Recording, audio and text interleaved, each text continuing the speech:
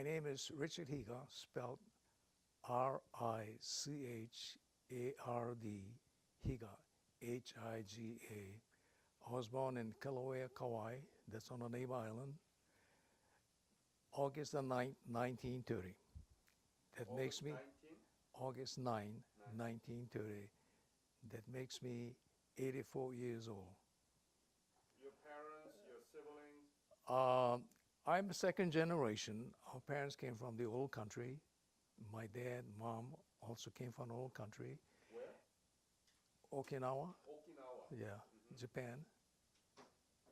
Yeah. I can't tell you the exact dates because I don't know. Anyway, they lived on Kauai, and my dad was working for a man named Mr. Fernandez who ran a farm, and he was something like a do-it-all. And in those days, they had horse racing in the territory. Mr. Fernandez had a horse farm, and they used to have horse racing at the county farm here in Honolulu, Kauai, and Maui. And my old man was a jockey for him as well. So I recall we had a horse saddle with the family for a long time, although we didn't own a horse. You know how Um, to ride horse? no, no. You don't? Well, I do, but I don't go out and look for riding a horse. Anyway, while living on Kauai, he befriended a man called Mr. Marayoshi, who was actually leasing properties, especially hillsides, where the pineapple companies could not raise pineapple because of the terrain and they couldn't use machines. So Mr. Marayoshi had pineapple farms on, actually one on Maui really, and two on Kauai. And he spent a lot of time working with Mr. Marayoshi, raising pineapples in the pineapple field. And like I said, the pineapple companies had corn on flat properties, but Mr. Marayoshi would lease hillsides and be able to raise pineapple. Now you wonder how did he run those machines? Only thing he did was he selected the tilt of the blades on a machine so it would work on a hillside, just like being flat property. So he was sort of a, you might say, machinist, so he could improvise plows and everything. Pioneer. Yeah, pioneer, yeah. And he was successful. So one of the properties in Kilauea, my dad was the manager. But my dad had a advantage over a lot of immigrants coming in because he could read, he could write. Most of them didn't do that, you know. And because of that advantage too, that his off hours was spent with immigrants not able to read or write, sitting down with my dad and formatting letters or this and that to send to the old country. But that led to, the sake comes out, they talk and start drinking. And by the end of the interview, my dad was probably drunk or this and that. And so that continued for too long, I guess. He got some kind of a stomach ailment. Okay. And he died just when I was there, 1941. Well, what school did you graduate? High school? And when? Kauai High School, Hawaii? Kauai High School, Lihue, Hawaii, in 1948. I was fortunate in that, because of the loss of my dad, I was always looking for a father figure. And every place I go to school, I had a teacher as a father figure. But Mr. Omori at Kauai High School was the instructor for the English class and also the school paper, school annual, annual, the yearbook. And Mr. Omori was also a 442 veteran. After the war, He went to school. He became a teacher, and he was a teacher at Kauai High School. And he told us, the class, hey, you local guys, you cannot speak English or write English properly. But to get ahead, you gotta buckle down on English, be good at it. And that was the lecture he gave to us, because I don't know whether you experience pidgin. A lot of the localites, especially out in the country, they speak English, but it's not good English, yeah. And that's what they call them pidgin, but that was the language of Hawaii immigrant children, yeah. So I took Mr. Omori's word to heart, and I liked what he was saying. That he said, look, you local guys, to get ahead, you got to be good in English, written or spoken English. And that got into my head. So I spent time with our school's yearbook and newspaper for my junior, senior years. Very good. And he arranged for me to copy sports or write for sports. So during my senior year, he got me to write covering high school sports for a local newspaper, yeah, under my byline. And the compensation was 25 cents per column inch. 1 inch in column, 25 cents. After graduation? No.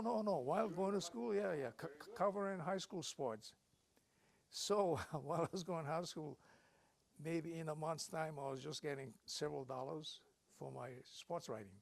Very good. Yeah.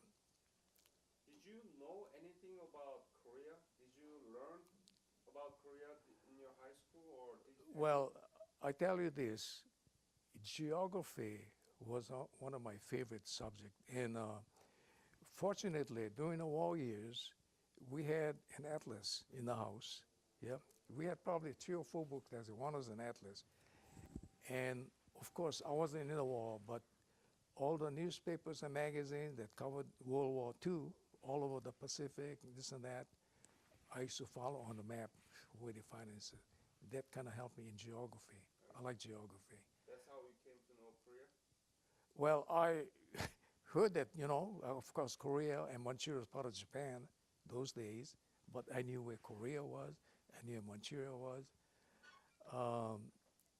Anyway, part of the thing was that the Mongolians at one time owned almost all of Asia, from the east coast of China all the way to the Middle East, And then at that time too, I learned about China itself being beaten by the Mongoloids, which beats the Koreans or whatever it is. In fact, I think they even, I don't know whether they took over Japan, but they made attempts to even go into Japan. But that was Mongolia, the old Mongolia. Yeah. And Mongolia still is a country, but right now it's not tied to the ocean. It's kind of inland. Probably all the wastelands of Asia controlled by Mongolia today. When did you enlist the military? I enlisted well, actually, I was going to enlist right after high school. We had a bunch of guys, and the guys that went, and they were the early ones killed in action in Korea, because they trained in Schofield here, and it's a one-way street to Korea, Schofield Barracks here. And that is why the casualty rate for Hawaii became the highest in the nation. But anyway, I was supposed to be in the early group, but I like football. And I don't know whether you heard of barefoot football in Hawaii. We had local teams for different towns, and they played but with no shoes, bare feet. So I was asked to stay one more year, season 1948, yeah, to play for Koloa team, because the coach was also an assistant at the high school. But he said, hey, you got a strong arm, why don't you play one more season for him? So I did. This was 1948, but when 1940 came around, I had already enlisted and I got into the military. In the meantime, the guys that went ahead of me finished their basic and they were on their way to Japan, 24th Division in Kyushu. And that is why too, they were the first to go and the first to die. So you belong to 24th Division? No, no. My friends went to Your the. friends.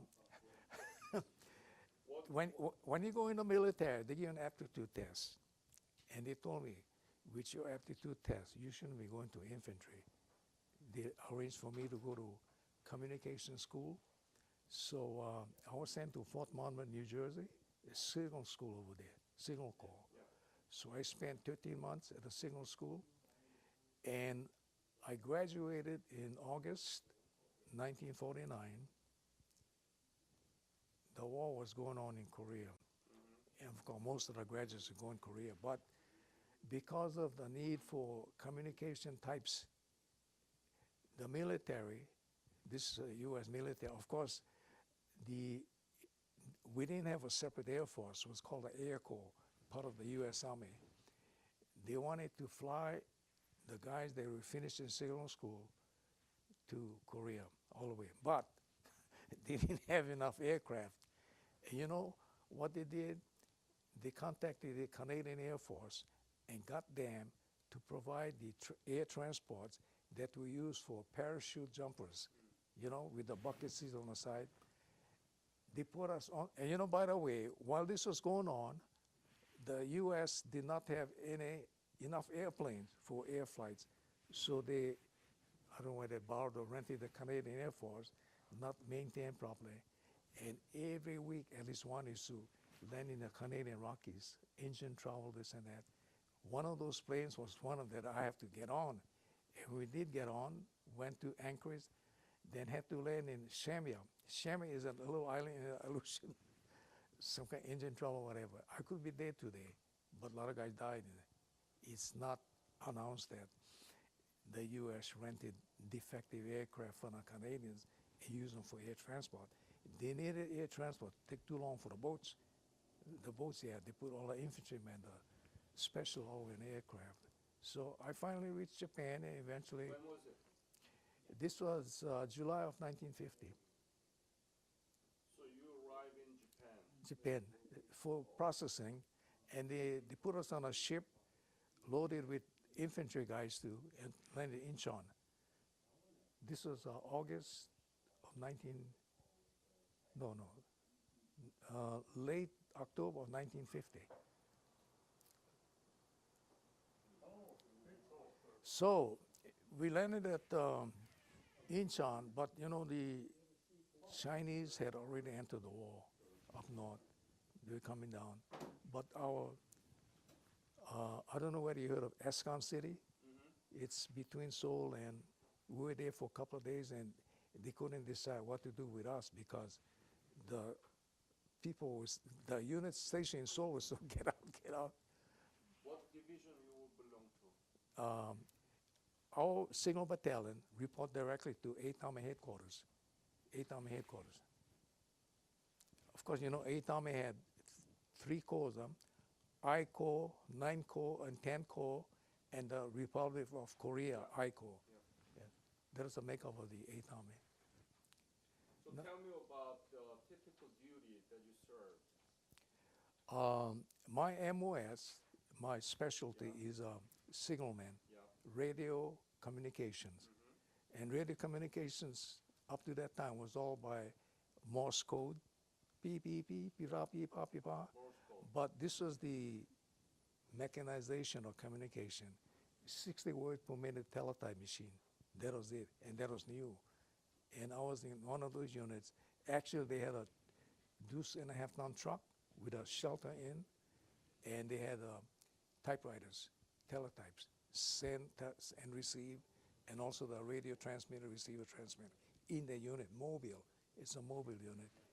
And our battalion, 304 Single Battalion, was a support unit for 8th Army headquarters.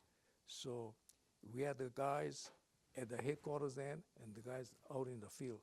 I Corps, 9 Corps, 10 Corps, the U.S., and the ROC I Corps. We supported IROC Corps. So where were you located? You heard of Ansong? Anson. Ansong? Yeah. It's right south of Yeondeonpo. Right. Yeah. And then they were saying that the I Corps in retreat going to have the headquarters there. But they blew up the bridges across the Han River. And we were not aware. Waited. And then one day, this is already past January 1st, 1951. This military advisory group, U.S. Advanced Korean Army, one of the major came in and just, what the hell are you guys doing here? Get the hell out of there. The goddamn Chinese got coming down the road, huh? We were not aware because we were waiting for ICO. But like I said, they blew the bridge down. They couldn't. So ICO people headed to the central sector to try and skirt around because there's no bridges anymore. So anyway, we're told to go all the way down to Daegu. Daegu was headquarters for 8th Army Rear. Yeah? And we got down there, and then we had to be assigned. We assigned to the Iraq Corps on the East Coast. Now, I don't know whether you're aware, but when the U.S. pushed the North Koreans all the way up to the 30,000 and that, there were segments of South Korea, mountains, still in control of North Koreans, and we couldn't get what they call shotgun people to help us. So we stranded over in Daegu, waiting. So you guys got to go on your own. So the East Coast, the roadway, not that good. We got a team, a rig with the communication units, a cabinet really, with two teletypes, transmitter receivers. And the roads were not that good on the East Coast. So our sergeant in charge figured we can go inland and go up north and then back to the coast. There was a South Korean soldier. No. You cannot go in those mountains. They're controlled by the North Korean guerrillas in the hills. So we had to back off. Took us 3 days on rocky road, this and that. And of course, no food even, huh? And that's dangerous too. But we had no choice. We were told to go up there. And we wound up in Sokcho, North Korea. That was controlled by the ROK Army. The ROK Army had about 10 or 15 Americans. They were the advisory group, MAG, Military Advisory Group, at headquarters type of. The rest are all Koreans. Yeah. So that was the Iraq Corps. So I was there for about 6 months. And of course, the war really, I'm talking about frontline type combat, pushing army, it lasted only about a year. The rest of the time, till 1953, was the North Koreans or Chinese trying to push the east side below the 38, but they couldn't, and of course the war was going on, but it was not really a big combat push. They finally gave up. They couldn't do anything about moving that demarc line south of the 38. No way. When did you leave Korea? January of 52. Of course, the war was declared, the armistice was declared in 53, July 53. What were you thinking when you were in Korea, middle of nowhere, and you're fighting for this North Koreans? What were you thinking? Did you? Well, we had support some yourself? we had some scary moments too because we had to go to get support stuff, food, whatever we needed, and we have to go to the infantry guys, which are not. I even saw the ROK Army too with the Chinese prisoners coming down, and anyway, enough of what goes on in a war zone. Of course, they're right below the front line. Huh?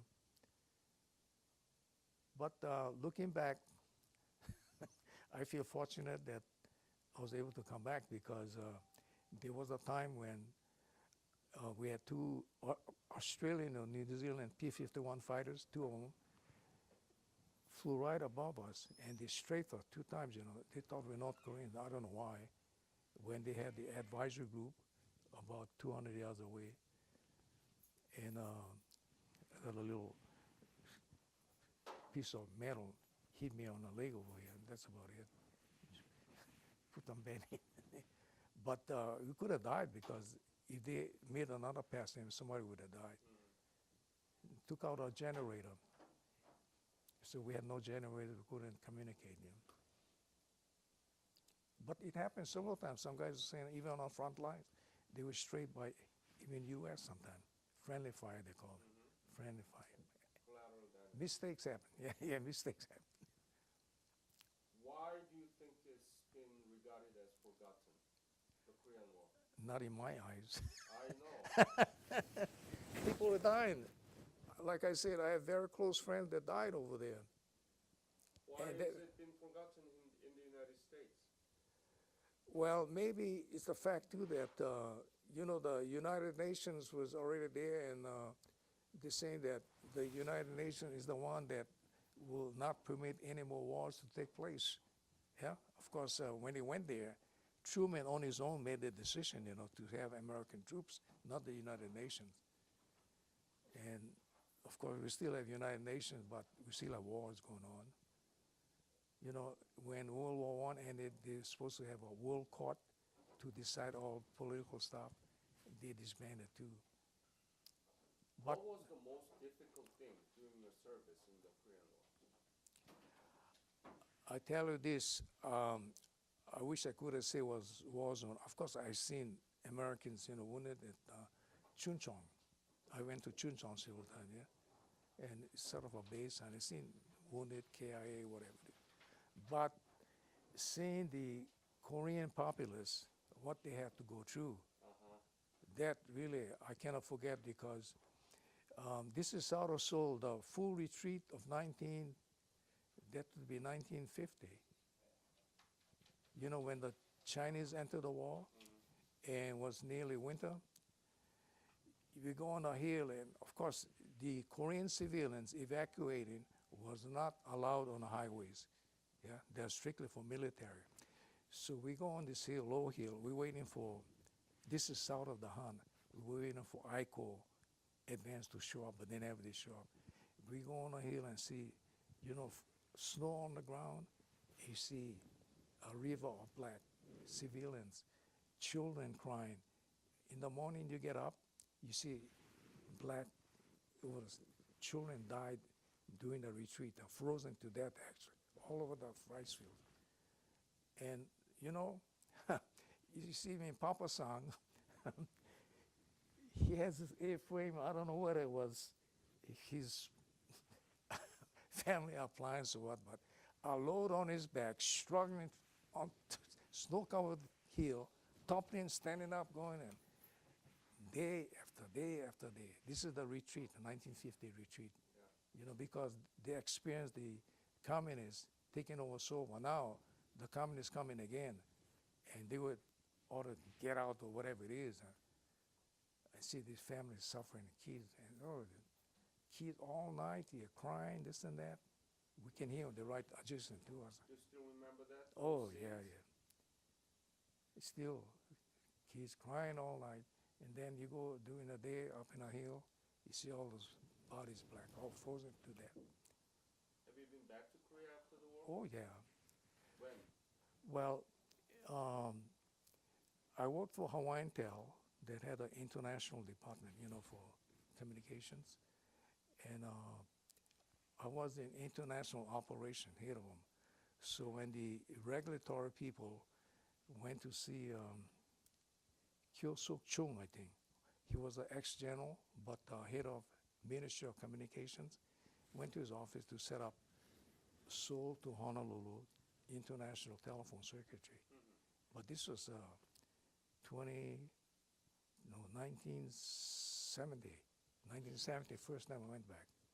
But in support of U.S. military communication, because we provided the commercial circuits from Hawaii to Japan, Japan to Korea, on for the Japanese and the Koreans that arranged for shortwave circuits, point to point from Kyushu, what's the island, Tsushima, and on to Korea. The U.S. military also used that. But we provided the so-called command and control special equipment for the military headquarters in Yeonsong, as well as Osan Air Base, which was the Air Force. Yeah. Ulsan Air Base, yeah. And then the backup for Yonsong was Daegu, Alternate Command Center. So we had it down there too. But Daegu is familiar because our unit was stationed Right. at Daegu for a Yeah, I while, know. Camp Walkham. Recently, have you been back to Korea? Oh yeah, So now you see the country that you saw in 1950, and I was astounded by the progress they made, and more so for the Korean populace, well fed, well dressed, well mannered, and Seoul has become a beautiful city from what it was then. You know, all I remember was broken down, bombed out, shelled out buildings. Not anymore, not anymore. And that part, I'm really happy for what has happened to Korea, and a country that he has become top 10 economic power in the world, in spite of being only the size of Indiana and population of 40, 50 million compared to other countries. And I had to give a talk, in the revisit, and the president of Korea sat right across me at the table, and I had to give a speech on behalf of the Americans, and I said, Korea, South Korea presented something like a textbook message on how to improve your country, yeah, from a wartime thing, this and that. And I was happy for what Korea has become, the spill of blood, this and that, but that's nothing compared to what South Korea has come as a nation today. And unfortunately, it's still split between North and South. I'd like to see them get together someday, but as you mentioned very briefly in the beginning of this interview, you knew about the history between Japan and Korea. yeah. And just give me your opinions about what happened and how still Korea, Japan, China at odds to each other. Yeah. I- Well, you go back through the centuries, there was always a Korea. Yeah.